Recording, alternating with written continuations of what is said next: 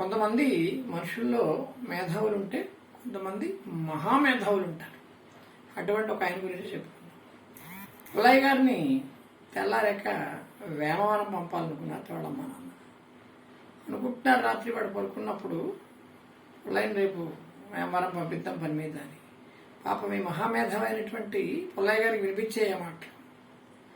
రేపు వేమవరం పంపుదాం అనుకుంటున్నారు కదా మా అమ్మ నాన్న, నేను తెలివైనవాడిని కాదు కదా, మహామేధావిని, వాడు చెప్పకుండానే వేమవరం వెళ్ళి వచ్చేద్దామని తెల్లవారులు నడిచెళ్ళి మళ్ళీ తిరిగి వచ్చేసేట. ఇదేంటి పుల్లయ్య ఎక్కడ పోయాడని వెతుక్కుంటుంటే వాళ్ళమ్మ నాన్న, నేను తెలుగు తక్కువ వాడిని అనుకున్నావు ఏమిటమ్మా నాన్న, మీరు నన్ను వేమవరం పంపుదాం అనుకున్నారు కదా, మీరు చెప్పకుండానే వేమవరం వెళ్ళి వచ్చేసాను అన్నట్టు. అందుకే అటువంటి మహానుభావులని మనం ఇప్పుడు కూడా పుల్లయ్య వ్యాపారంలో వెళ్ళొచ్చేవరా అని అంటూ ఉంటారు. మనం ఉపయోగం లేని పనులు చేసినప్పుడు ఆ మాట ఉపయోగిస్తూ ఉంటారు. అలా ప్రతి సామెతకి కూడా ఒక కథ ఉంటూ ఉంటుంది. ఓం నమో ప్రభుతిక మాత్రే.